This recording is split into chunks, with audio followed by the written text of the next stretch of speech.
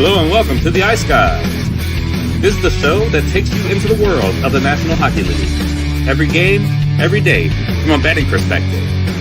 With pro sports handicappers, Ian Cameron, Alex B. Smith, and various guests from the world of hockey and sports betting. And now, here's your host, Ian Cameron.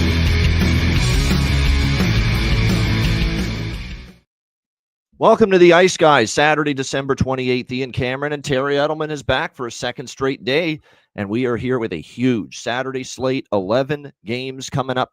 We got 4 games in the afternoon, and then the remaining 7 games taking place tonight. So it's a great hockey slate. A lot of good bets out there. I like the cards, so looking forward to breaking it down in just a bit. But first, as always, we'll recap Friday. And Friday was a great night for yours truly. It was a really, really solid night overall. It began in Detroit where, we lost with Detroit, but we definitely had more money tied up in the over by Fecta and the system play. I felt better about that. Obviously, last night, just knowing Toronto was off a couple of losses, you'd figured they'd want to bring it, and they sure did. Pounced on Detroit with a 3-0 first period start. That natural Hattie for Mitch Marner. What a night for him. Tavares was outstanding again. What an unbelievable through-the-legs pass from Tavares to Marner on an unbelievably wonderful, gorgeous assist on the second Marner goal. It was just a thing of beauty. Absolutely. Actually, it was the first Marner goal, the one that made it 2-0. But just a great performance from both of them. Solid effort in net from Joe Woll. Detroit, kind of woke up in the third period, but, it's one of those deals where this is the problem with making the coaching change right after the Christmas break, because the NHL mandate is from the start of the Christmas break on the 24th through to the 26th, there's no contact with players and coaches. Like, you only congregate together as a team for the first time the day of the game coming out of the Christmas break. So Tom McClellan had no opportunity, to do anything really, to coach and make adjustments and really look at film. And he only stepped onto the ice with the Red Wings for the very first time the morning skate yesterday, the day of the game. So, you throw that in the mix and you can understand why this was not maybe your typical strong bet on situation for Detroit that normally teams have when they're coming out of a coaching change, because, again, that was the first really time that Todd McClellan got to see the team. But credit the Leafs. You could tell they were focused. They were dialed in. They were ready after losing to the Islanders and the Jets in their last 2 games before the break. And it was a nice 5-2 win there for Toronto. We cashed the best bet with the Leafs Red Wings full game over. We had the first period over, so very happy with the way that played out. Had the over with Boston Columbus, and the Jackets put a beat down on the Bruins 6-2 last night. Voronkov with a couple more goals. You mentioned Marchenko, Terry, yesterday. He ends up finding the back of the net as well. Fantilli gets on the board. Sean Monahan with a couple of goals as his strong season continues for the Columbus Blue Jackets, and they blitz poor Jonas Korpisalo, who had a nightmarish kind of return to Columbus last night. Merzlikins was solid in victory, and a nice 6-2 win there for the Columbus Blue Jackets, who, again, you don't really want any part of them or much to do with them on the road, but you get them at home, and this has been a very capable team. The Jackets played solid hockey for extended stretches on home ice this year. We cashed with New Jersey in their 4-2 win against Carolina. That price looked cheap. Carolina on the road, just not consistent enough, not good enough, in my opinion. The way they've played on the road lately. New Jersey continues this great run where they're just suffocating teams, holding them down at the defensive end of the ice, and it continued last night in that game. Although last night, finally, New Jersey gives up more than 20 shots, which has been a rarity for them. But Jacob Markstrom was there to make all the key saves, and a nice 4-2 win for the red-hot New Jersey Devils right now, playing well. I said yesterday about Buffalo. I don't want to lay minus 160 with them, but I also have no interest betting against them, because when you have a losing streak like that and you finally snap it and you win, it goes right to your feet. It goes right to your legs, confidence, and you could start to see, teams build on finally snapping a long losing streak like that. And that's essentially what we saw in that game. They just absolutely all over Chicago in the first period. That was kind of it was an embarrassing first period for Alex's Chicago Blackhawks. I sure hope he got to spend time with mom and focused on family and didn't have to watch that train wreck. Something tells me he did, but it was just an absolutely woeful first period. Ryan Whitney, of course, Spit and Chicklets fame, said that's probably one of the worst first periods I've ever seen a team play. That's how bad it looked for the Chicago Blackhawks. 4-0 Buffalo after the opening period. Benson, Tuck, Quinn, Cousins. We talked about Marner getting a hat trick for Toronto. Alex Tuck gets a hat trick for Buffalo in the victory last night. So 2 in a row. How about that? You go from 13 losses in a row to 2 wins in a row. Can Buffalo keep this going? That being said, you did beat the Islanders and you did beat the Blackhawks. You know, the schedule is going to get a little tougher here for the Buffalo Sabres moving forward, although their next games at St. Louis, at Dallas, at Colorado, at Vegas. Yeah, going to get a lot tougher on this upcoming 4-game road trip that the Buffalo Sabres are on. That being said, there might be some value on them in some of these games if, and it's a big if they can translate these last 2 games into performances like that against better competition. And that's still the big question that we have right now about Buffalo. But so far, so good. 2 wins in a row after the 13-game losing streak. St. Louis, 7-4 over Nashville. Not a good performance from the Predators defensively. Saros gets absolutely shelled in that game. He gets chased, and Onanen takes over in net for the Predators. Just an ugly night, really, all around for the Nashville Predators defensively. And St. Louis just lays a beat down on them. The power play for St. Louis was pretty good in that game. They also got a short-handed goal as well. So special teams kind of letting Nashville down, but a very solid effort from the Blues. They did talk about wanting to get playing better on home ice, and boy, they certainly did that last night. And the Nashville winning streak ends at a massive 2 games after the 7-4 loss last night. A shocker in Dallas, no doubt. Just because if you watch that Minnesota-Dallas game and after the first 2 periods and it was 2-0 Dallas and the score was indicative of the way the game went, like it was really all Dallas in the first 2 periods. You thought, wow, this game's over. 2-0, they're in complete control. Minnesota really hasn't generated a whole lot. And sure enough, back-to-back goals in less than a minute for the Wild midway through the 3rd period from Jonas Brodin and Marcus Foligno to tie the game. And right from then, you could see all of a sudden Minnesota, which had nothing going for them, literally nothing going for them, and it just went right to their legs. Dallas got a little tight, little tense.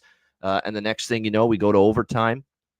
And there's Minnesota and the Brock man, Brock Faber, in OT, and the Minnesota Wild with a rather surprising comeback over the Dallas Stars 3-2. Just turned on a dime. Just a 1-minute lapse in concentration for Dallas in a game where they were in complete control, and it goes totally the other way. That's a tough loss for them, and the tough losses on home ice are building for this team. The Toronto game where Ottinger kind of laid an egg. The Ranger game where that's a team that can't get out of their own way, that goes into your building and beats you. And then last night to have a 2-0 lead in the 3rd and fall apart and lose, that's worrisome a little bit for Dallas. Now, we're not panicking. I agree with Matt. Matt Robinson was telling me last night, I'm not panicking at all. I feel fine. Just get in the playoffs. That's okay. We're going to have our ups and downs. But I don't know. There's troubling signs for me, at least in terms of patterns that we're seeing develop with the Dallas Stars. When's the last time they played a really strong 60-minute game? I guess you could say they did against Utah right before the break, but at home they've had trouble doing that. So they'll have to shake that one off. They go to Chicago tomorrow night to take on the Blackhawks in what is an ESPN game, nationally televised tomorrow night. So we'll see. They certainly have the right opponent to bounce back against. We'll see if they're able to do that tomorrow night. Colorado with a 4-1 win against Utah last night. Pretty solid effort. Lucky as shit for me to cash the team total with with Colorado. Couple of empty net goals in the final couple minutes there for the Avalanche. Both of them from Arturi Lehkonen to give him a natural hat trick. Not just a natural hat trick, 5 goals for Arturi Lehkonen in that game last night. Just a huge night for him. Actually, it was just not 5. It was 3. I'm thinking 5. Yeah, it was a natural hat trick he got at the end in that game. But yeah, absolutely incredible that he got it. 2 empty net goals at the end to put it away, and a 4-1 win for Colorado there. And look, Mackenzie Blackwood, I'm still saying they rushed to pay him, but another game where he's building that resume and showing the Avs, hey, I'm deserving of this contract. I'm deserving of this money, because everything he's shown you so far tells you he does deserve it. But I still got to see more. I still have to see more. Like, it's still only 5-6 games. I've still got to see more. There's no doubt. But everything he's done so far since joining the Avs has been impressive. Mackenzie Blackwood. We're starting to see that maybe some of his struggles in the past, well, maybe it was more New Jersey with a shit defense in front of him for years. Maybe it was more, well, he played with San Jose, who are obviously going to have some growing pains defensively. You put him against a competent, above average team, and you can put Mackenzie Blackwood in a position for success. And obviously, we're seeing that so far for him with Colorado. And then the night ended with a 6-3 win for Vegas. Meanwhile, the guy they traded to get Blackwood, Georgiev, does Georgiev things. Again, when the fucking game goes against him and it unravels for Georgiev, it really unravels. And we saw it again last night where here's San Jose playing a solid enough game. It was a 3-2 San Jose lead at one point. And then all of a sudden, bang, bang, bang. 3 Vegas goals in the first 6 minutes of the third period, turning that 3-2 deficit into a 5-3 lead. And then they ended up getting the 6-3 empty net goal at the end. You could just see that game had, it's just gotten away from Georgiev again. What else is new? I'm actually very surprised. I give Sakic credit because I said this when that trade was made, that I'll trust, even though I've still got concerns long term about, can Blackwood keep doing this? He's better right now, and it's not even close than Georgiev in between the pipes. And like I said, that was just another Georgiev special last night, where when it just starts to snowball against him, he can't stop the bleeding. When the water is gushing out of the faucet, he can't turn the faucet off. That's where we're at with Alexander Georgiev. And it's unfortunate because I thought the San Jose team, as some people are saying in the chat, they played a solid game against a pretty good Vegas team. And here's your goalie not making a save for you when you need it. Once again, Terry, your thoughts on a very busy Friday? Yeah, it started off well. I had a little bit of a cold streak in the middle, another hot streak, and then kind of finished off cold, but finished up just under 2 units yesterday. So continue my winning ways, which is great. Unfortunately, I went 3-1 in the Boston game, but my best bet was the one loser with McAvoy.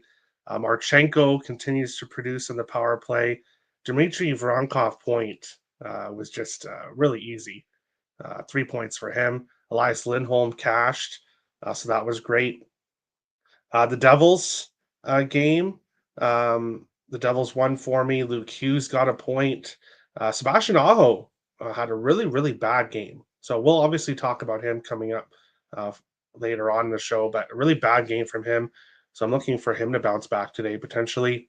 And then I had multiple people message me about tailing the 4-2 final score. Now, I didn't bet it myself. I just mentioned on yesterday's show that the other games finished 4-2. And of course, the Devils win 4-2. So some people cashed on a nice plus money ticket there, which is always great. I love to hear that. But yeah, finished 4-2 once again there. And then the Predators. This Predators team, while they didn't win, Jonathan Marchessault anytime goal, assisted by Philip Forsberg, over half an assist, and Steven Stamkos point. It's absolutely great when you cash three plays off one goal, which is what happened there. I'm going to continue to keep riding that top line because they have been really, really hot recently. Celebrini continues to assist at home, so that's good. So overall, up almost 2 units yesterday, so I won't complain about that, and hoping to keep things rolling on today's slate because we got a bunch of good games and a lot of players on streaks heading into today as well. Are you muted, Ian? Oh, there we go. Yeah, I just realized that. Good call. A good call, by the way, with that 4-2 correct score. Very good with that. All right, let's get into it. It's a big card, 11 games, 4 games in the afternoon. We will begin with Montreal and Florida. Panthers minus 340, home favorite, 6.5 the total in this game. And we got a system play right off the hop. Florida shut out in their last game by Tampa Bay, a 4-0 loss to the Lightning. As Tampa Bay it was basically the road teams getting the victories in that home-and-home set with the Lightning and Panthers right before the Christmas break. Florida beat them in Tampa, and Tampa returned the favor winning in Florida, not only winning in Florida, but shutting out the Florida Panthers 4-0. So we got the Panthers off a shutout loss, another winner with the first period over and full game over with the Leafs Red Wings in the system play yesterday, with Detroit off a shutout loss. It has been really starting to heat up again. I believe that's now 3 games in a row where the system play has won both legs, first period over and the full game over in that one. So, like I said, definitely going to ride with that. Not to mention, you start to look at Montreal offensively and what they've been doing. They've been on fire. They've scored 19 goals in their last 4 games combined. Now, some of those teams are pretty weak defensively. Can't even compare some of them to Florida. I mean, you're talking about Detroit twice, Buffalo, and Columbus. But you still have to be impressed with what Montreal's done offensively. Their power play's on fire. And it's obviously the Laine-Hudson combination that's making that magic. I will say this about Florida. Their penalty kill has taken a step back. They have given up at least 1 power play goal in 6 of their last 10 games. So a little bit, they haven't been terrible with the PK, but it hasn't been as strong and stout and as much of a shutdown penalty kill as we've seen in the past from Florida. So that could be trouble for them here against Montreal. So maybe the Habs are able to make things work again with that red hot power play of theirs. But either way, they'll give up goals to Florida. Florida coming off the Christmas break and that shutout loss should be looking to bounce back. They're usually one of those, character teams. You're certainly a character team if you win the Stanley Cup like they did last year. You expect a character team like Florida to have a response today after obviously the tough loss on Monday, getting shut out by Tampa Bay. So first period over, full game over. I think they come out flying. They score goals in bunches. But I think Montreal could contribute as well. So first period over, 1.5 minus 138. And I got over 6 at minus 120. Shop around. There are a couple 6s. Most books have 6.5, but there are a couple books that still have 6. If you can find the 6, great. 6.5, I still endorse it, obviously. What do you think here, Terry? Montreal, Florida. Yeah, I forgot to mention the Wild game in the recap, so I'll just quickly give 2 quick words. I think you about just that. purposely didn't want to talk about it. Yeah. No, I completely blanked because when I was looking through the bets history from yesterday, there was just the one bet there. But all I'll say is that is the last time I bet against the Wild. Lesson learned. No betting against the Wild, so won't do that again. But going here into this game, we've got a young goalie making his NHL debut. Here, Jacob Dobes, starting for Montreal, Spencer Knight for Florida. So interesting goalie matchup here coming in the first game of the day. And first play I've got would have been my bargain bin, but because it's starting so early, I'm not going to give it out as my bargain bin. But Jake Evans, anytime goal, plus 1,000. Scored in 3 consecutive games heading into the Christmas break.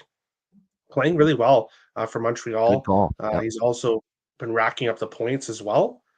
So plus 1,000 on a guy who scored in 3 games in a row is a no-brainer play there for me. And then Laine-Hudson, over half a point, plus 118. He's got points in, I believe, 12 of his last 13. Bear with me as I bring it up. 12 of his last 13 games. He's got a point, plus 118, just to get a point in this game. No brainer. No brainer there. So those are my 2 plays here on Montreal. With Florida, it would have to be same game parlaying Reinhart and Barkov together. You could look at Ekblad. He's assist in 4 of his last 5 games. So he's been playing pretty well. But I like Laine-Hudson, and then Jake Evans, anytime goal, plus 1,000. By the way, we've got interesting goaltending matchup in this game. And look, this is a system. Nothing takes me off the system play.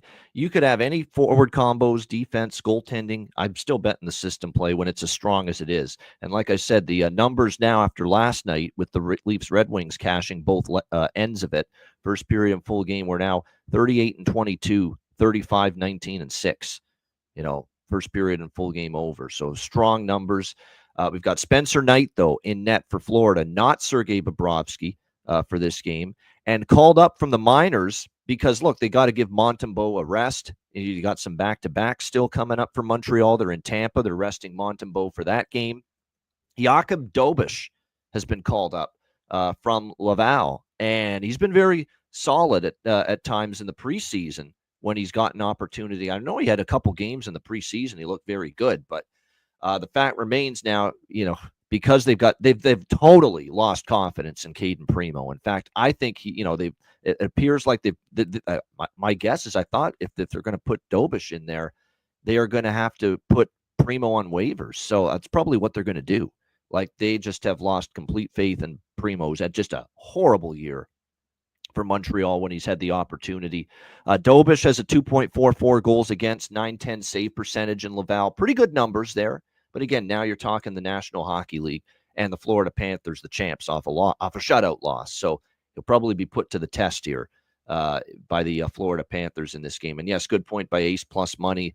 9 straight losses in Florida for the Montreal Canadiens. This has not been a kind venue to them by any stretch of the imagination. There's been some ugly ones too. There's been a 7-4 loss, a 7-2 loss, a 9-5 loss in this building going back the last 5 years or 3 years. So definitely, like I said, they've had some issues.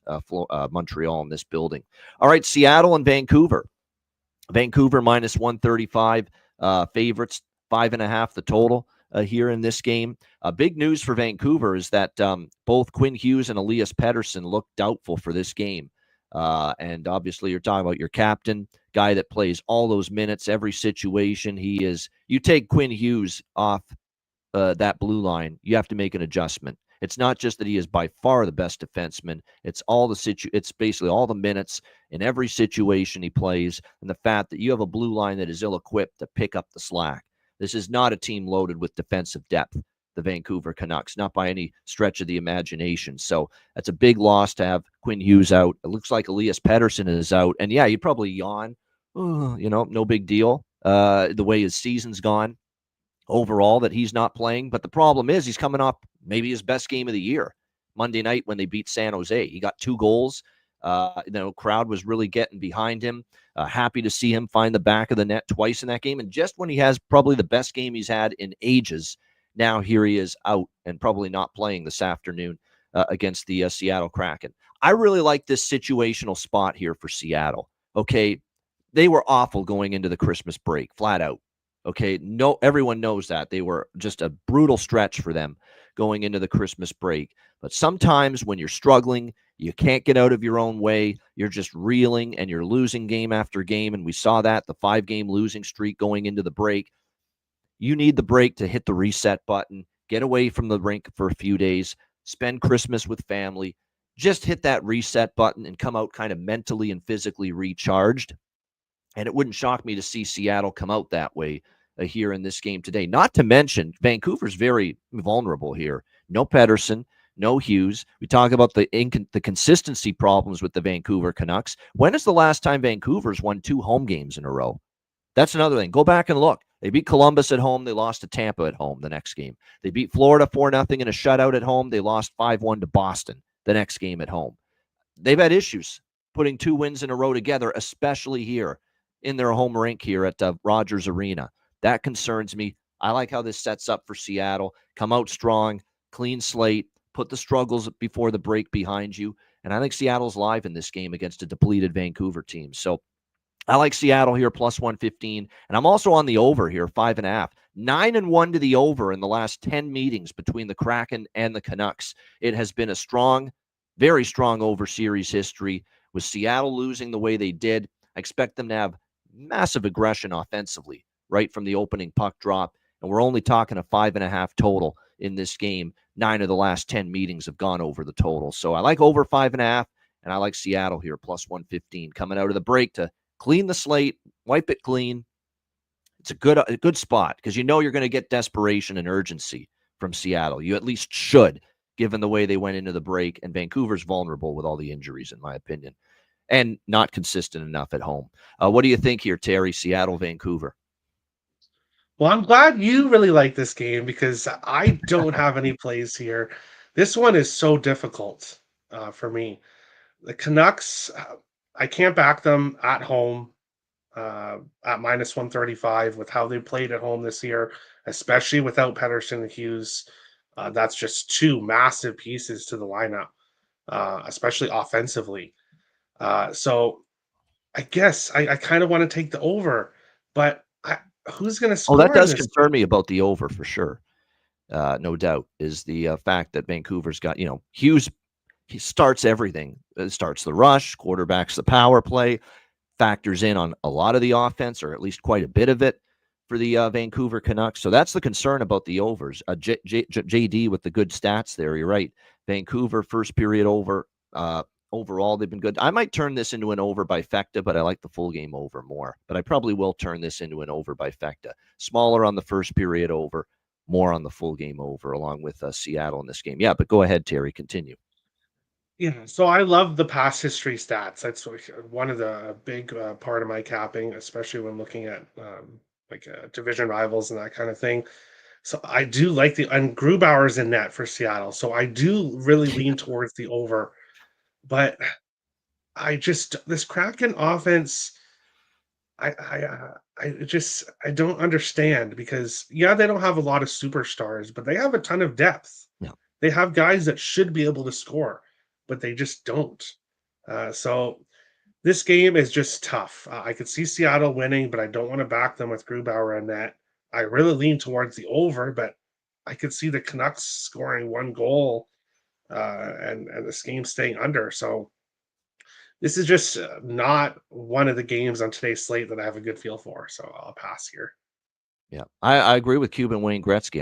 The goal prop I like the most is Kako. I've just this weird feeling that Kako is going to go on a run here for Seattle, and the Rangers are going to be stewing from the other side of the country. They're saying, "Are we traded this guy?" As if the players aren't pissed off enough with management, and they're now going to watch the guy they just traded away, Kako. Watch him get hot now and get on a run here for Seattle. Get on a heater. He scored in their last game before the break against Colorado. I think he can find the back of the net here as well against Vancouver. Beniers, people liking Beniers in the chat as well. I don't mind that either as far as props for this game. All right, Edmonton and Los Angeles. We've got the Oilers minus 135 road favorites, 6 being the total here pretty much across the board. This is the first game. Like, I really like the first 2 games, as you can tell. This one, not so much. I think it's a good game to watch. Obviously, we've got the Oilers on a run, 8-1 in their last 9 games. I don't want to step in front of the Oilers right now. But you do have LA coming off 2 losses at the end of a very long road trip. And it was such a great fade spot in Washington, the final game of that road trip. They were just dog tired, dragging ass, wanting to get back home for the holidays, after that long 7-game road trip in the Eastern time zone. Didn't have much left in the tank when they lost 3-1 to Washington, but now they're back home and looking to bounce back from 2 consecutive losses. Oilers, obviously, this is the first meeting, I should say, this year between these 2 teams since their playoff series last year, where once again the Edmonton Oilers got the better of the Los Angeles Kings in that series, winning 4-1 in 5 games. So playoff revenge, but I don't think that works like it used to. Not in my opinion. It's just not that dominant angle that it used to be. That being said, I expect LA to play well after losing the last 2 games of that road trip back home. And the home record's been great for LA, 10-2-1 at home for the Los Angeles Kings this year at Crypto.com Arena. But I don't want to fade Edmonton, so pass for me. And the totals could go either way too, because Edmonton's not a dead nuts over team like they used to be. In fact, 3 straight Edmonton games went under going into the break. We've got, it looks like, depends on the goalies too, because I'm seeing it's probably Kemper for Los Angeles. It might be Pickard for Edmonton. If it's Skinner, I'd like the under more because Skinner's really playing well right now. Skinner for the Oilers. Almost forgot to do that. But it might be Pickard, according to multiple sites. So we'll wait on that. But either way, I don't have much of anything right now, as of now, unless I see a lineup situation or a goalie confirmation that piques my interest. But right now, this is a pass for me. What do you think here, Terry? Good game, though. Oilers and Kings. Yeah, I really like this game actually, and from what I've read, that Skinner is likely. The plan was for him to go today and pick her tomorrow, so that's what I'm expecting. But things do change throughout the day, so we'll see what happens there. But This one here, Edmonton Oilers, kind of like Nashville, they started off the season a bit slow, and people were looking at them thinking, with all this firepower, why are they starting off so slow? Then McDavid got hurt, and they kind of just chugged along. McDavid came back, and pretty much since then, the Oilers have been dominant. 11 of their last 13 games they won heading into the Christmas break, 4-1 on the road heading into the break. LA 10-2-1 at home, like you said, they've been really great at home this season. But but if there's one team that can go in here to LA and beat the Kings, it's this Oilers team. They've won 6 of the last 7 meetings. They've won 10 of the last 12 meetings between these teams. This is a series, Edmonton, LA, where I've been on the Oilers a lot over the last couple seasons, and I'll take them here. I got them at minus 120, so now we're seeing at minus 135. So the line is moving. I still do like them at minus 135. I would take them at minus 135. I wouldn't go with the regulation just because LA at home is not going to be an easy win, but I do like the Oilers to get the road win here. If there's a team that can beat LA at home, it's the Oilers. And I've been riding Zach Hyman now for a while. Yep. 6 consecutive games with a goal, Yeah, he's plus been on fire. 190. Yep. Plus 190 is just unreal for what Hyman's been doing. So Hyman anytime goal, Oilers money line for me here in this one. A lot of props I like. I don't like side or total in this game, but there are props I like. Hyman, I don't argue with that. I'm going to go with the former players angle, one on each side. Victor Arvidsson for Edmonton, going up against his old team, the Kings. And, of course, Warren Fogle for the LA Kings, going against his old team, the Edmonton Oilers. So I really like those two players as far as goal props are concerned, no doubt. And, by the way, Fogle, 2 goals in the last 5 games from him. So he started to perk up a little bit, I should say, offensively. Turcotte getting the top line opportunity with Kopitar and Kempe. There's great value still on Alex Turcotte, as long as he stays on that top line for the Kings. So there's some good props in that game. It's a good prop game. A lot of good value there across the board. All right, Philadelphia, Anaheim. We got the Flyers minus 145 road favorites. The total here, 6 shaded to the over in this game. Again, this is one of those deals where I've got a couple of things I'm interested in. We're just waiting to see who's confirmed in net. As of right now, it's looking like we're going to see it is Ersson for Philadelphia. That is confirmed. By the way, it looks like for Anaheim, they're saying Lukas Dostal right now. I'm trying to see, does Anaheim play tomorrow? They don't. So it's not a back-to-back. It does make me think it probably is Lukas Dostal for them in this game. I mean, if you take away the forwards and defense of these two teams, the goaltending, Dostal is so much better right now than Ersson. And I'm an Ersson guy. I've been very, very I've given him a lot of praise and compliments, Ersson, but he has not been the same goalie since the since the injury, and the results bear it out. He has just been, I don't know what happened. I don't know. Did they not do did he not do a good enough job getting healed up? Did he rush himself back because the other two guys stunk the joint up with Fedotov and Kolosov? They were so bad, and they rushed Ersson back in because they were getting such piss poor goaltending from those other two guys. Maybe that's the case, but they've rushed him back, or he's clearly still feeling something, because this has been rough for Ersson. Very rough. Hasn't been close to the same goalie he was before the injury, because he was actually playing well before the injury. But you see what he's done lately: 4-3-3, 5-4-5. He's given up 14 goals in the last 3 starts alone. His goals against has tumbled to 3.28, 872 save percentage now on the season. So it can't back Philadelphia, certainly at this price.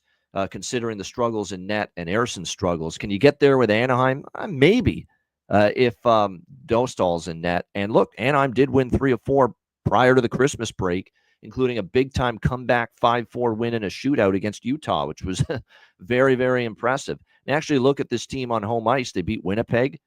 That's a pretty good win. And against Colorado, they actually outshot Colorado and probably deserved a better fate. They lost 4-2. I think Anaheim I'm interested in Anaheim. I'm just waiting to see if it's Dostal in net. If it's Dostal in net, I like Anaheim. If it's obviously not Dostal and we go to John Gibson in net, I like the over in this game with the Flyers and the Ducks. I do like, what I will bet is Anaheim team total over. That I will lock in right now. And I'll only move on the money line if Dostal's in, because the money line impacts, who's in net for Anaheim is directly correlated to your Anaheim money line bet, because you obviously need the defense to play well. You need the goaltending to play well to keep Philly off the board. The great thing about betting team totals is that you don't have to worry about the goaltender on your team. You just have to worry about that team scoring for you. And so I prefer at the moment, until I know for sure that it's Lukas Dostal in net for Anaheim, I prefer at the moment just the Anaheim team total over 2.5 at -140. Dostal's in, I'll add Anaheim money line. If Gibson's in, I'll add the full game over. That's where I'm at with this game. What do you think here, Terry? Flyers, Ducks. Yeah, I was saying on my show this morning with this Philadelphia team, 15, 16, and 4 in the season, 7, 7, and 3 on the road. They could 100% be a playoff team right now if they had a goaltender. They have consistent goaltending, but it's consistently bad goaltending. Urson, Kolosov, Fedotov, 3.28 goals against average, 3.34, 3.49. So they're all right there. Urson, 0.872, Kolosov, 0.878, Fedotov, 0.877. So all three goalies are being consistent, but they're being consistently bad. And this Flyers team's still around 500. So if they had themselves a goalie, this Flyers team could be really good. But obviously they don't. So looking at this game here, I've only got one play, which I'm saving for the end of the show. So we'll talk about that later on. But side total perspective, this is a really tough game. This is a really tough game for me. Like you said, Ian, the goaltending, who's in net for Anaheim is really important. It's crucial if you're betting the side or total in this game, because there is a huge difference between Dostal and Gibson. So side total pass here. I do have a play, which we'll talk about later on. And no, it's not Cutter Gauthier. But I know a lot of people will bet Cutter Gauthier here in this game. And I was looking for his point prop. I can't find it. So to be honest with you, I'm betting Cutter Gauthier to score, but I don't love it. I mean, I've seen situations with this guy where he's been in good situations to score. I mean, obviously this is being talked about a lot, where it's Cutter Gauthier playing the team that he wanted out for the first time. And even Torts is getting, annoyed with the questions he's being asked about Cutter Gauthier. And he basically said, screw off with the Cutter Gauthier questions to the media yesterday. Talk about the hockey game. Ask me about the team. That kind of thing. So typical. He said, I don't blame him this time. He's like my wife got me a scarf. Blame him this time. Yeah. Yeah. Yeah, no doubt. So, like I said, I think it's one of those deals where, I like Gauthier to score maybe, but given the situation, but it wouldn't shock me if he's starting to feel like one of these guys that's all bark, no bite. And I'm not saying that he's not eventually going to get things humming here for the Anaheim Ducks, but like I said, the early returns have not been spectacular at the NHL level here for Cutter Gauthier. So we'll see how that plays out today. Should be interesting to see. It's going to be more interesting when he goes to Philly for the first time. That's when it's really going to be interesting, when he makes that trip there which is going to be later this year. There's no doubt. Mishkov, Noah Cates has actually started to heat up for Philadelphia. If you're looking for goal props, Frost has been better. We've talked about Tippett as well, who's been very, very solid. Obviously, Lawton's on the top line. There's probably a little value there. So definitely some props that are worth mentioning there in that Flyers game on their side. All right, we got the rest of the games now are the night games. That's it for the afternoon games. The rest of the games now are night games, starting with Capitals, Leafs. We've got Washington -115, road favorites, 6 the total in this game. It's always that interesting debate, I guess you could say, with games in these type of situations where you got the team that's played a game since the Christmas break. Last night, Toronto beating Detroit 5-2, and then Washington playing their first game after the Christmas break tonight. So you got a team that's had a game under their belt already, Toronto, facing Washington here. That'll be interesting to see, what that means. But, when you look at Washington, they're looking like they will get their guy back, the grade 8, Alex Ovechkin, returning from a lengthy injury absence. Logan Thompson confirmed in net, and I'm sure there's been some movement in the betting markets toward Washington based on the Matt Murray confirmation in net. I'm sure the betting markets aren't fully sold on him. Hell, I'm not fully sold on him yet either. But he was very good in his first start against Buffalo. That was when Buffalo was in the throes of hell, at the time with that brutal 13-game losing streak that they were in the midst in. But, I think when you look at this situation here with Matt Murray, what are you going to get? Is a bit of a question mark for them going into this game. We'll see how it plays out. I kind of like the over 6 here. Even though Washington, 5 straight games to the under, I kind of do like the over a little bit because, look, Murray's going to get tested more than he did against Buffalo. It's really that simple. And now with Ovechkin back, you've got a guy that obviously had been turning back the clock, playing at a level that we've seen from Ovechkin in his heyday. He'll be reunited with Strome and Protas on the top line, McMichael, PLD, and Tom Wilson. Second line, I like Jacob Vrana, goal prop. Even with Ovechkin back, I've said this for years about Jacob Vrana. When he starts to get on a bit of a run, you go with him as far as betting goal props, and he is doing that right now for the Capitals. Meanwhile, you got Toronto off the nice win. What a night it was for Marner and Tavares, the magic they had going. It was pretty impressive. McMahon, Domi, and Robertson still make an impact. Robertson gets a goal for Toronto in that game. Logan Thompson, like I said, in net for Washington. But, Toronto obviously, did a number on him, when they've played him in the past. So we'll see if that continues here in this game. He's obviously had a great season. I mean, the numbers are terrific from a win-loss standpoint with Logan Thompson in net, 13-2. And a 2.4 goals against, 914 save percentage. So, this is a tricky one from a side perspective. I lean Washington. I don't feel I want to lay a price with them on the road, but I certainly understand what interests people in Washington. You got Ovechkin back. They've been pretty good on the road. It's also obviously a rest advantage for them, although that can sometimes, coming off the break, work a different way, where it's actually the team that played the night before against the team that's had maybe a little too much rest that sometimes has the advantage. But nothing on the side, maybe a small bet on the over for me. I do like some props in that game, and I mentioned a few of them already. Vrana for sure.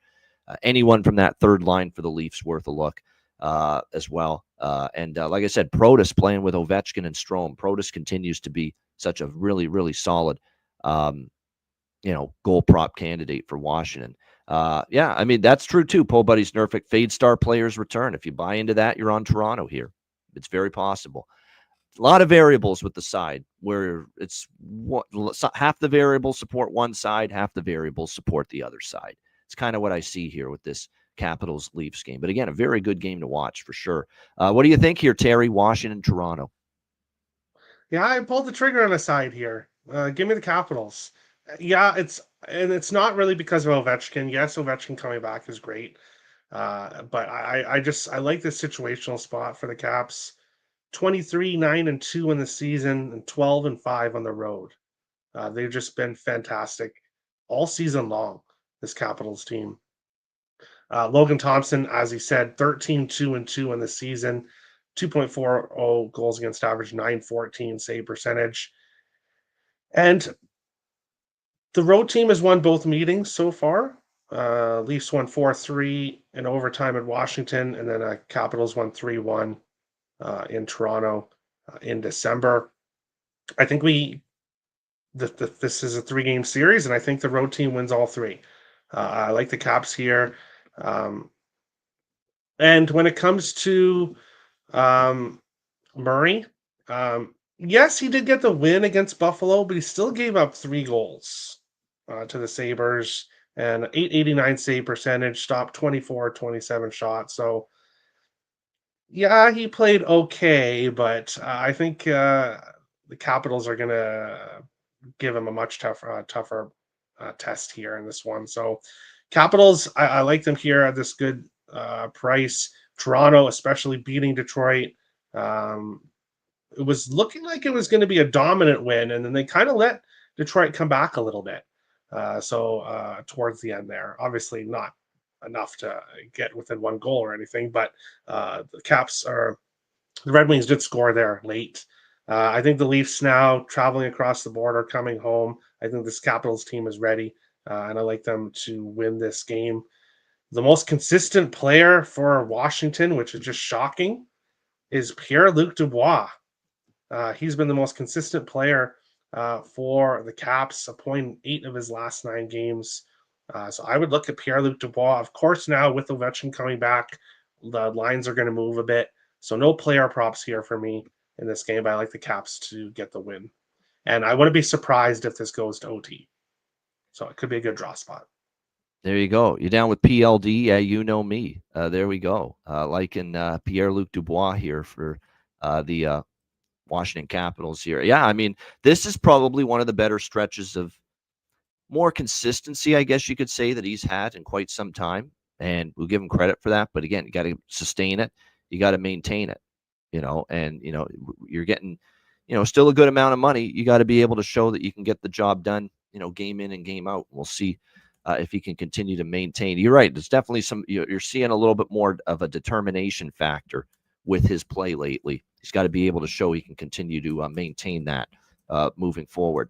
All right, we move along to New Jersey, Carolina, a rematch. These two teams, the back end of a home-and-home series. Now they're in Raleigh tonight after the Devils got a win on home ice last night against the Hurricanes. We've got Carolina here, minus 130, home favorite, 6 the total. Not doing much with this game other than props. There are a few props that I like. I said, I like New Jersey last night, and I said if they won last night, I would probably pass tonight.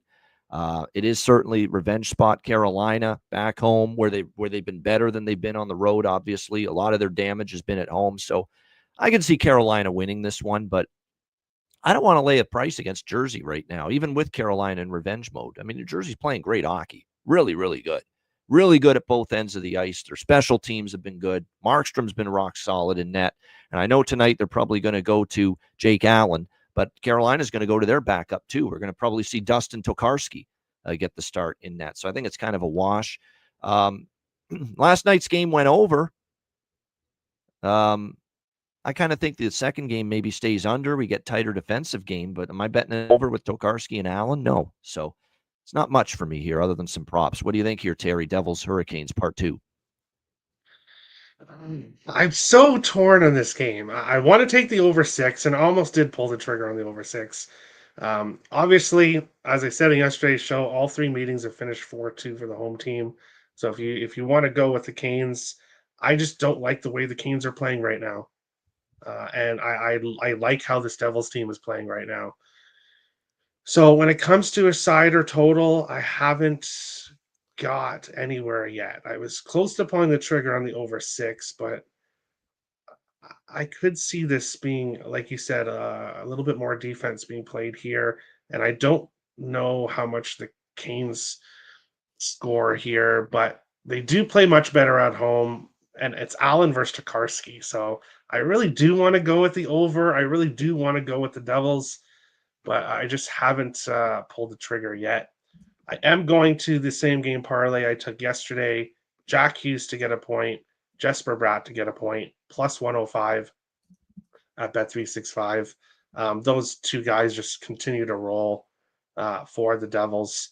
And then Luke Hughes to get a point, plus 160. He has been very consistent for the Devils. Point in 5 of his last 6 games, multiple points in 3 of his last 4. So if you want to step it up a little bit with Luke Hughes, if you think he can produce against Tokarski, you could get a much better plus price, but plus 160 just to get a point for Luke Hughes. I like that. And then I like the other Hughes brother and Bratt both to get points here in this one. Yeah, I feel like I'm just spitballing out and regurgitating the same players I've mentioned a few games in a row now for New Jersey that I like as far as props go. And as far as that's concerned, I like Mercer. I've talked about him. I definitely like Stefan Nason, who is going back to Carolina, one of his former teams. Now, he already went back there in October, and Carolina won 4-2, and he didn't score in that game, but still. Going back there, you want to make an impact, and we know how good offensively he's been this year for the New Jersey Devils. So, yeah, Nason prop, I really like. I think this is probably the day to, Nason, you always have to think about it and say, hey, maybe this is the day. Today feels like the day. Tonight feels like the night that he does score and he does find the back of the net for them in this game. No question. So those are some props I like on the New Jersey side. Carolina, I keep saying it. Roslovic's kind of one of the more consistent players. Jackson Blake too. I like what I'm seeing out of that kid, even though he's not getting top 6 opportunity just yet. He's still making the most of the minutes he is getting down on that bottom 6 for Carolina. So could definitely maybe look at that here as far as a prop on the Carolina side. All right, New York Rangers, Tampa Bay Lightning.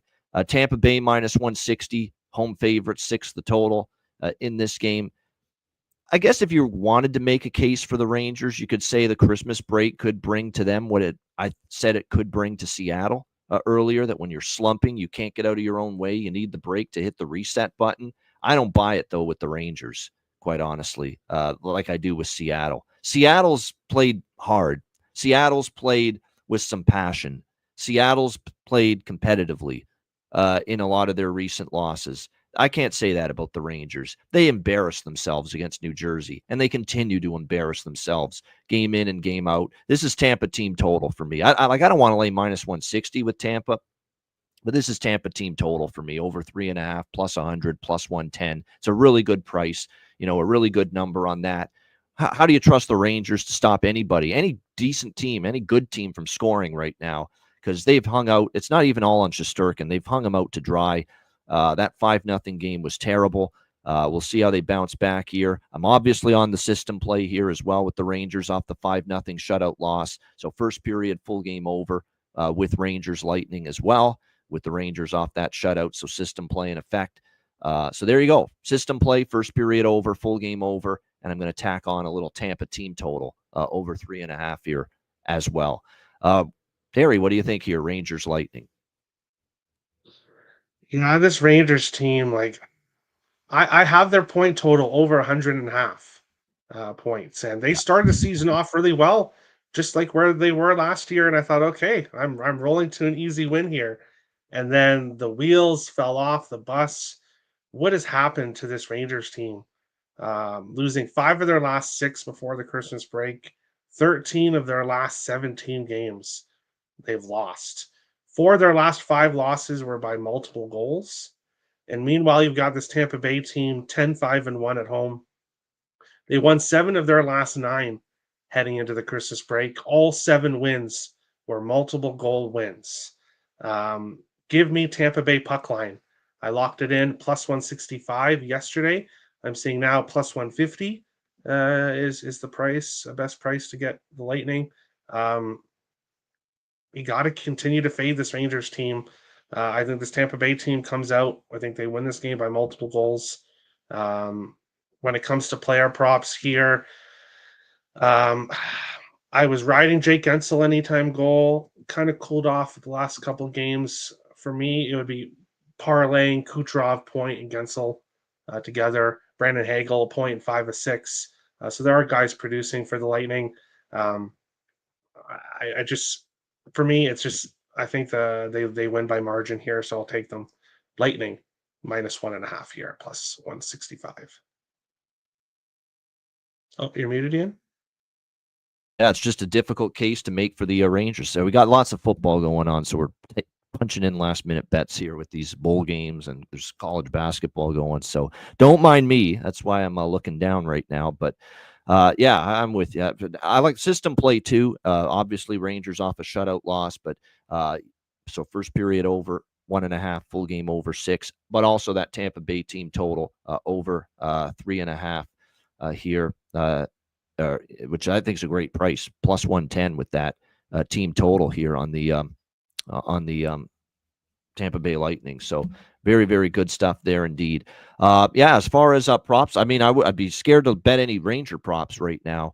That's for sure. But certainly on the Tampa Bay Lightning side of the equation, you look at their lineup. We'll see if Connor Geeky's in. He's been on the second line. Paul and Chafee on the third line. You got Hagel, Cirelli playing together once again. I mean, Gensel, Point, and Kucherov have had the magic going lately as well. So should be interesting to see how it goes. Great stat there from Jonathan. Tampa Bay, 15 of their 19 wins this season, they have scored 4 or more and covered the puck line. So that's that just goes hand in hand with my team total over 3.5 and Terry's puck line on Tampa Bay. When Tampa wins, they win by margin and they score 15 of the 19. So that's pretty good to have that on your side when you're going to back the Lightning here tonight. All right, next up, we've got Columbus and Boston. This is another rematch from last night. Same two teams going at it. We've got the Bruins minus 200 home favorites, 6 the total in this game. Just not the right price for me with Boston, but obviously, you should show up. You should be chomping at the bit here. You kind of got schooled last night in Columbus, 6-2 loss to the Jackets. Bruins looking to bounce back here in the rematch. See if they're able to do that in this game. Obviously, it was a rough night for Korpisalo. It'll be Jeremy Swayman tonight for the Bruins. We think it'll be Daniil Tarasov here for Columbus on the back-to-back in net for the Blue Jackets. Someone that I can't say I'm overly enthusiastic about, the expectations for him. The numbers this year bear that out. Hasn't been great, obviously, for him. 4.25 goals against average, 857 save percentage for Daniil Tarasov this year. Not the kind of numbers that make me excited about backing him on the road against a pissed-off, angry Boston Bruins team in this game. So this feels like Bruins to me. I'm probably going to go with a rare Boston in regulation. I don't do the regulation bets very often, but this is a spot where it's shame on Boston if they lose again to Columbus. This would be the third straight time they've lost to Columbus this year if they lose tonight, because they've already lost to them twice. So, just to get the price a little bit down, you can get minus 118 with the Bruins in regulation. I'll sprinkle on. I don't love this price or this bet because you're not getting great value on Boston, but all things being equal, this is a struggling goalie that you're likely going to face. You got ambushed by this team last night. Now you're back home. You should get the job done. So Boston in regulation, minus 118 for me. Because I was thinking team total, but I could see Boston like winning 3-1 type of thing too. So maybe a little on the team total for the Bruins, but I feel better about the regulation, minus 118, just in case like they win 3-1 instead of, 4-1 or 4-2. What do you think here, Terry? Blue Jackets, Bruins, part 2. Yeah, I'm going right back to some player props that cashed for me yesterday in this game. Boston, they've really struggled now against Columbus. 5-1 loss at home against the Jackets, and then a 6-2 loss last night. So the Jackets are looking to sweep the Boston Bruins here with a win in this game. Side total, I really don't have a good feel for it. Kirill Marchenko over half a power play point, which I got for plus 300. He continues to produce on the power play point. 4 of his last 5 games, he's got a power play point for the Blue Jackets. And then Dmitry Voronkov. I'm not jumping off his point prop, which I got for plus 100 today. 6 games in a row with a point for him. Elias Lindholm cashed yesterday for me, going right back to him, minus 110 for Lindholm to get a point, which is a great price. And then Charlie Coyle, which you mentioned yesterday, Ian. He's now scored in 3 consecutive games, plus 295 for Coyle to score here. So I like 2 props on each side, and I hope we get some goals in this game. Yeah, he's a go-with player right now, Coyle. I'm going to go back to the well with Lindholm too. I know last night I used him as the bargain bin, but I'm still going to go back to it here today or tonight rather against Columbus. Like I said, he's still been producing. Yeah, I get the feeling this could be 3-1. That's why I'm putting more money on the regulation than the team total for the Bruins here tonight. Jackets team total under, is something you could consider as well. Because Swayman will be in net. You're not going to like giving up 6. If you like that, it's under 2.5, minus 110 with the Jackets team total. Because I could see this being, 3-1, 4-1 Boston. I could. And if they lose tonight, there's problems. There's no doubt. This is supposed to be a Boston spot. You had been playing well, Bruins, or at least better prior to last night's dud. So you'd like to see this as a spot where the Bruins, right the ship. We'll see if they can do that. All right, Ottawa, Winnipeg, all Canadian matchup here. We've got the Jets minus 160, home favorites, 6 the total here in this game. You know what? If the Senators didn't have bad luck, they wouldn't have any luck at all. That's kind of the way you got to look at it, because here's this team playing maybe their best stretch of hockey all year. I know they lost the final game of that trip against Edmonton, but they were kind of out of gas. That's the game Linus Ullmark got injured. I'm sure that threw them for a loop, but they had won 6 in a row before that. They had played awesome team defense. Really starting to see this team look like the team people thought could make the playoffs. Elliot Friedman with his preseason prediction that they'd be a playoff team. And certainly they've played, well enough, the last stretch to kind of think they could. And then here come the injuries Forsberg, is a loss, but he's kind of been up and down. Allmark's the big one, obviously.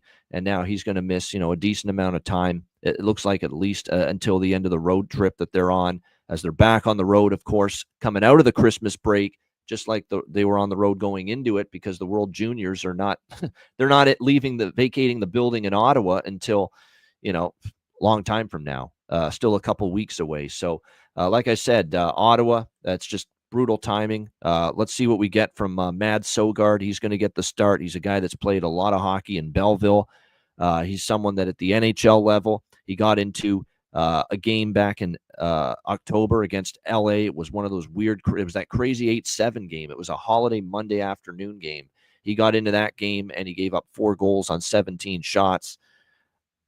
But Ottawa's in a different place defensively as a team now compared to that time of the year when they played the LA Kings.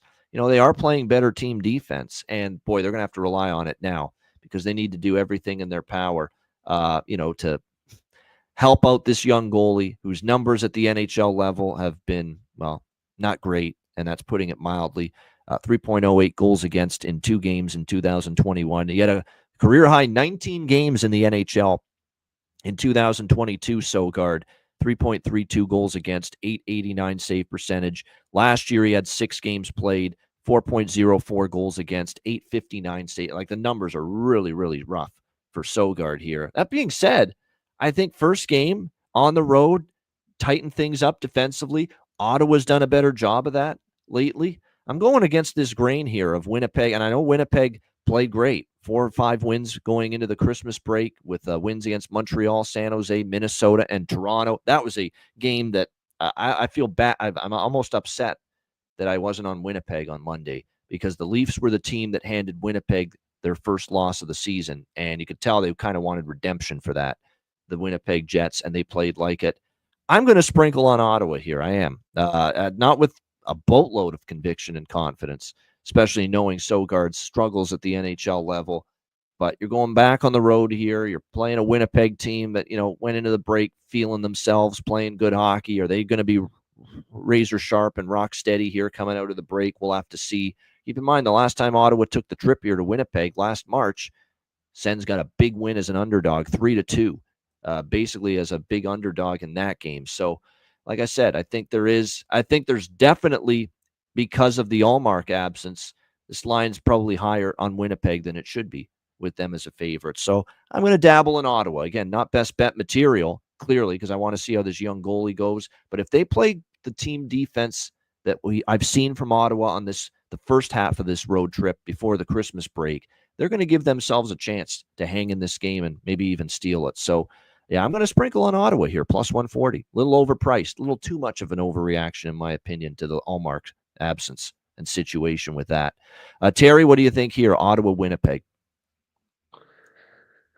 I really lean Jets in regulation here, but not enough to pull the trigger. I don't like the goaltending situation for the Sens. Hellebuck confirmed in net for the Jets. So they've got him going here.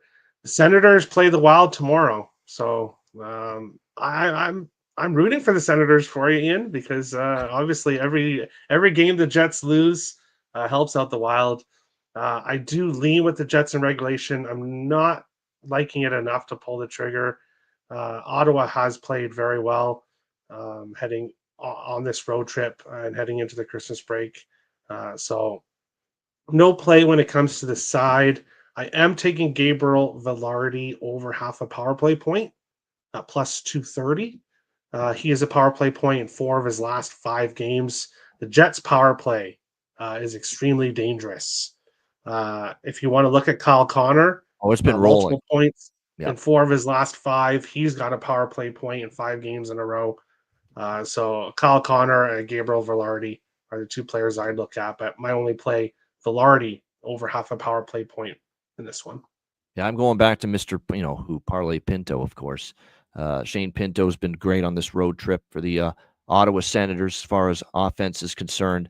See if he can keep that going here on the second half of this road trip. And again, this is now the second half of this road trip, and it is, like I said, a very, very long one for the Ottawa Senators. It's going to be a long time before they see the inside of the Canadian Tire Center because of the World Juniors basically invading the building here throughout the next, still for another at least week to week and a half that the World Juniors are going to be there.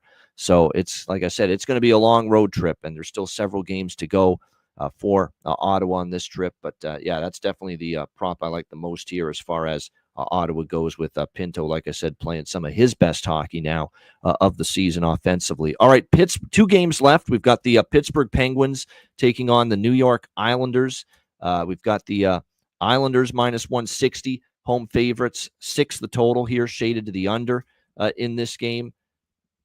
I'm actually tempted to take Pittsburgh here, and I haven't said that very often this season. You're talking about a New York Islanders team that is minus 160. There's not a chance I'm ever interested in the New York Islanders laying this kind of a price. The only thing I'm hesitant with is the Islanders are coming off an abortion of a loss against Buffalo. It was that bad. I mean, that's a team that had lost 13 in a row that basically took you to the woodshed and beat the hell out of you. That's what we saw from the New York Islanders right before the Christmas break. And you're off that kind of a loss. You'd expect a response. You'd expect to bounce back. But I have no interest at all at this price with the New York Islanders right now. In theory, it's a bounce back spot. But again, this team's got issues. They're schizophrenic as it gets. There's no consistency one game to the next. You see them, beat Ottawa 4-2 on the road, beat Carolina at home, and the same team can go to Chicago, lose 5-3, can lose to LA 3-1, can get shut out by Carolina 4-0, can beat Toronto 6-3, and then lose at home to Buffalo 7-1. You know what I mean? It's just been too many erratic results here for the New York Islanders. So it's Pittsburgh or pass. I'm a little reluctant, though, because the Islanders got so badly embarrassed in that final game before the Christmas break against the Buffalo Sabres. But this is Penguins or pass for me, this current price. And Pittsburgh, believe it or not, has won 4 of their last 6. So they've played some, better hockey. They thumped the Flyers 7-3 before the Christmas break. Islanders have kind of owned them. Not kind of, they really have. 7-2 for the Islanders in the last 9 meetings, including a shootout win earlier this year. We'll see how that plays out. But like I said, I lean Pittsburgh at this price. I do like the over by Fecta in this game, and you wouldn't think that with the Islanders. But I think the Islanders have to come out offensively after a game like that and show something. As inconsistent as these teams are, you could say the same about Ilya Sorokin for the Islanders in net, Tristan Jarry in net for the Penguins, both of them, kind of up and down. So I am interested in the over by Fecta here in this game with Pittsburgh and the Islanders. Not to mention we have series history that points to overs, 7, 1, and 2 to the over in the last 10 head-to-head meetings between the Penguins and the Islanders. So, I like the over by Fecta here. Yeah, I'm not on the draw. I'm not on the. I should be, though. I maybe should be, because I'm starting to look and see that 3 of the last 6 have gone past regulation between these teams, and Pittsburgh is on a 3 of their last 5 games going to overtime stretch. So yeah, I think I'm going to have to add the draw too, given those numbers and recent history we've seen of games that have gone past regulation. What do you think here in this one, Terry? Penguins, Islanders. Yeah. The Islanders at minus 160 is just kind of laughable to me a little bit. The Islanders, yeah, they're at home, okay, but minus 160, they're too big of favorites here in this game. But like you said, look what just happened in their game before Christmas against Buffalo. And Patrick Waugh, in practice, addressed the fans that were there, had a microphone, and said that basically the team's embarrassed with how they played, and that they're going to work extra hard to play better. So, do we see that here? Because if the Islanders come here prepared and actually give it their best effort, they could definitely win this game. The Penguins on the other side, they've really got their offense going from that top line, Crosby, Raquel, and Rust. They've been all on streaks, but nobody's been consistent for this Islanders team offensively right now. So this game, ultimately, one of my other passes on the slate. I don't have a good feel for it. I lean Pittsburgh, but I don't want to fade the Islanders after Waugh spoke out. So maybe the Islanders' first period could be a good look here, but ultimately nothing for me in this one. That's the only thing keeping me off the Penguins here is that, it is a 7-1 loss against one of the worst teams in the NHL that was on a 13-game losing streak. If that can't ignite a fire under your ass, under your keister, to step up and show up tonight, nothing will. And especially with Waugh with those comments. So it's an Islander spot to show up and, win this game and maybe even take it to Pittsburgh, because teams that really play Pittsburgh tough and are focused can beat them and beat them handily sometimes, because Pittsburgh's flighty too. Let's not act like Pittsburgh's, a consistent bunch either. So that's why I'm off Pittsburgh. I want to fade the Islanders as much as possible at this price. I just don't know if this is the right spot. I don't know if this is the right time, and I certainly don't know if this is the right opponent to do it with here in this one. I like definitely the over by Fecta more, and I'll sprinkle on the draw here, given those recent draw trends we've seen. All right, Calgary, San Jose, final game. By the way, as far as props go, you need something from Duclair. I know he's trying to work his way back from injury, but I still continue to think he's eventually going to find it. Pajot, there's still value with him on the top line. Talk about Horvat and Siplikov could look in that direction. I think Drew O'Connor back on the second line for Pittsburgh. They're moving him up the lineup again. So keep an eye on him. When he's gotten those opportunities, he's sometimes been able to find the score sheet. All right, Calgary, San Jose, this last game of the Saturday slate. Calgary minus 170. Road favorites, the total 6 here, shaded to the over in this game. I'm back on the over trend with San Jose at home. We've talked about this. It's now 8-1-1 to the over in the last 10 games with San Jose on home ice. They're still at home here after obviously playing against Vegas yesterday and seeing that game completely get away from them. We'll see how it fares. Now, they are going to go with Askarov tonight, and we like Askarov. We think he could be capable, but he also kind of not the same performance from him the last time we saw him play against Vancouver. He had that brilliant performance against the Vancouver Canucks, not so much against Edmonton, where he, 40 saves, and he's the reason that game went to overtime, but not quite the same against Vancouver in the 4-3 loss. He's certainly someone that's got more upside long-term than Georgiev, but, he's still going to have his ups and downs. Like there's certainly a good goalie in that guy. Is tonight going to be the night we see it? Remains to be seen. I am tempted if it's Askarov, and I'm just waiting on that confirmation, even though I'm riding the over 6 here with the San Jose trends to the over at home. I am interested in the Sharks here if it's Askarov in net, because here we are again with the Calgary Flames on the road, where they've been an absolute nightmare this year. You're talking about a 4-11 road team, the Calgary Flames this year. 4 wins away from home this year for the Calgary Flames, and here they are laying minus 170 on the road. Something does not compute there, in my opinion. And if it's Askarov, there's definitely a chance the Sharks could be live here if he plays more like the Askarov we saw against Edmonton, where he was just dynamite in that game. And even in the loss to Vegas last night, San Jose played hard, played a solid game. Great effort. Effort was there. Compete level was there. You just can't overcome that stretch where it was bang, bang, bang, the 3 consecutive goals for Vegas. Georgiev shaky on multiple of those goals that he gave up. You just can't have it. So, like I said, over 6 for me, minus 120. I like that. I'll probably add a piece of the Sharks if Askarov is confirmed in that. And I would expect it to be him, especially with it being a back-to-back. But I'm just waiting on the confirm with that. What do you think here in this one, Terry? Final game, Flames, Sharks. Yeah, I was so wrong in this Flames team. You have to admit when you're wrong, and I was wrong. I thought potentially this Flames team could compete for last place in the NHL, but that has not been the case. They've continued to play well, especially at home, like you said, Ian. Maybe not so much on the road. I'm not looking at this game from a side perspective. It's player props. This Flames team right now has the offense going throughout the lineup. Huberdeau is a point in 9 of his last 10 games. Kadri as a point 6 of 7. He scored a goal in 5 of his last 6 games. I got Kadri anytime goal at plus 190. Connor Zary for the Flames. He's got a point in 7 of his last 8 games. I got him for minus 106 just to get a point in this game. And then also Blake Coleman has a point in 5 games in a row. Matt Coronado has a point in 5 of 6. So this Flames team is getting offense throughout the lineup right now.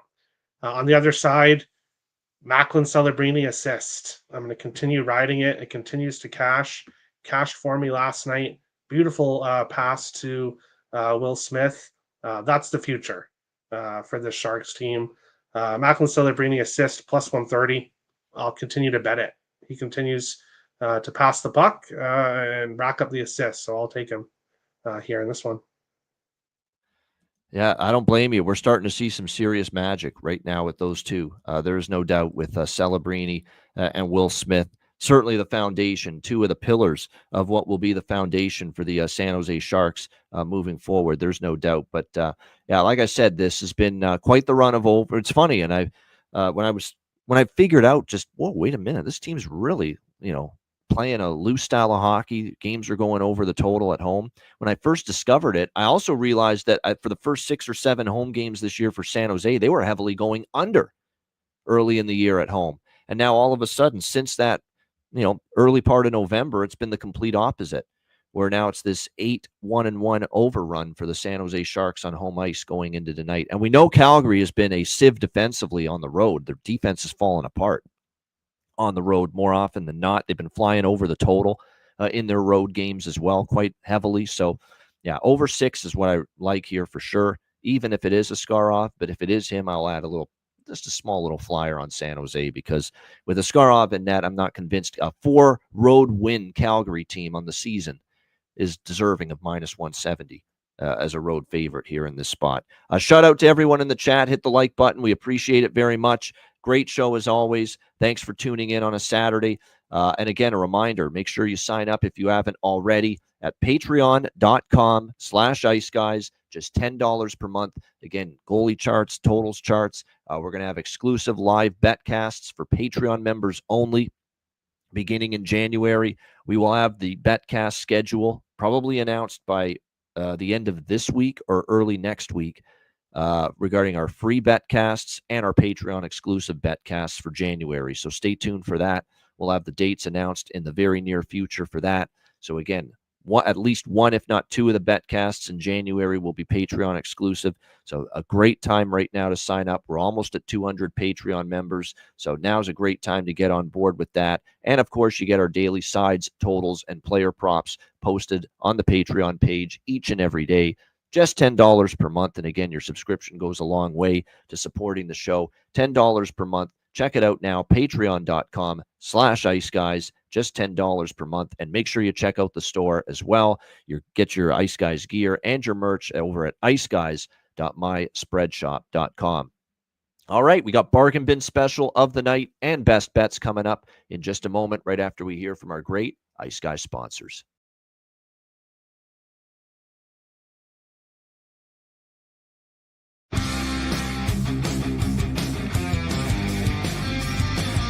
Support for the Ice Guys podcast is provided by Boston Hemp Incorporated, Manscaped, Power Play Sportsbook, Raise Your Game, Tailgaters Social, and a big thank you to all that subscribe to the Ice Guys Patreon page.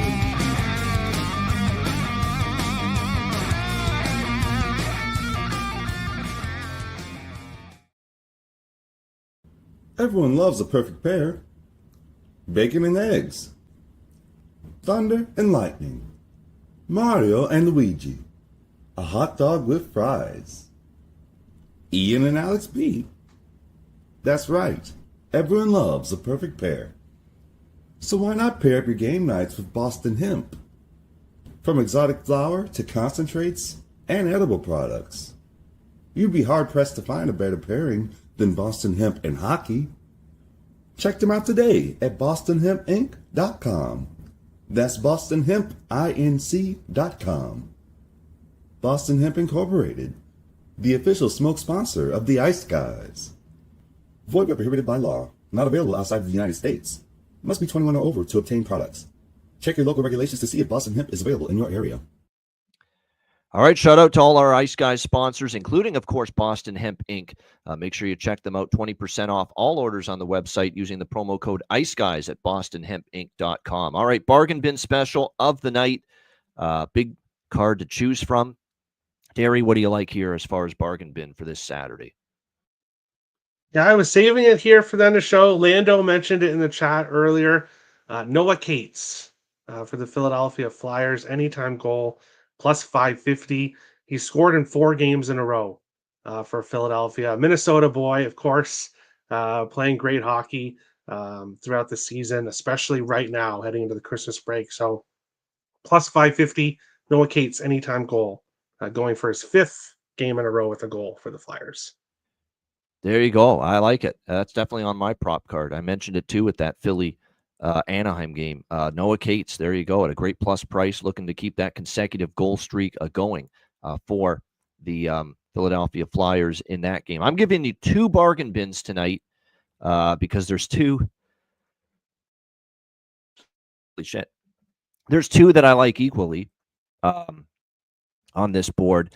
I'm going to go to one of the afternoon games. I like Warren Fogle for the LA Kings. I really like that. Against his old team, he started to heat up of late. Warren Fogle, LA Kings, plus 380. Great price. And tonight's the night to get back on the Stephen Nason train, in my opinion. The man from Plano, Texas, back in Carolina, plus 350 for him to score a goal. He does not go more than 2 or 3 games usually without scoring a goal the way his season's gone. So there you go. 2 bargain bin specials here for this Saturday slate. Kings, Warren Fogle, Devils, Stephen Nason for bargain bin special of the night. All right, best bets to wrap up the show. Terry, what do you like here for best bet? I'm going to go with another player prop today here in this game, and it's my only full unit player prop of the day. So it's my favorite one by far on today's slate.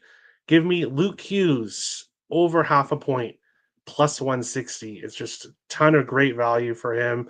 5 of his last 6 games with a point, multiple points in 3 of his last 4. Facing Tokarski in this game. Give me Luke Hughes over half a point, plus 160 is my best bet. All right, Luke Hughes, there you go, to register a point for the New Jersey Devils against Carolina. Best bet for Terry Edelman for this Saturday. My best bet for this Saturday card, let's go with that Pittsburgh New York Islanders full game over. Let's go with that. Penguins Islanders, it's a strong series history. And I'm going to go with over 5.5 at minus 130. Shop around because there's minus 130 at the Score Bet, minus 135 at Betway, minus 130 at ESPN Bet, minus 135 at Fanatics. So I'd rather lay the minus 130, 35 with the 5.5 than the 6. And that is what I'm going to go with here. Again, we've got a very strong series history with overs between these 2 teams. I expect the Penguins to have some jump. I'd certainly expect the Islanders to have some jump after that 7-1 beatdown at the hands of the Buffalo Sabres. So let's go with Islanders, Penguins, over 5.5, minus 130. Penguins, Islanders, over 5.5, minus 130. My best bet here for this Saturday NHL slate. Shout out to everyone in the chat. Hit the like button on the way out. Appreciate it. Terry, anything, last words that you want to say before we wrap up the show? Well, I faded the Wild yesterday, but I'm going back. I'm going to be betting on them tomorrow against Ottawa. Second night of a back-to-back, and the Wild have played very well against Ottawa going back here. I don't have the exact numbers here, but since 2016, Ottawa's only beat the Wild twice. So the Wild have dominated the Senators. I don't like the spot for the Senators on the second night of a back-to-back. So I look at betting the Wild tomorrow. I think Kaprizov should be back. Joel Eriksson-Ek should be back as well. So I think the Wild are a play tomorrow. As far as best bet, I went with Penguins Islanders over, but I do want to mention it. I almost went with Seattle. That is probably arguably my favorite side of the whole board.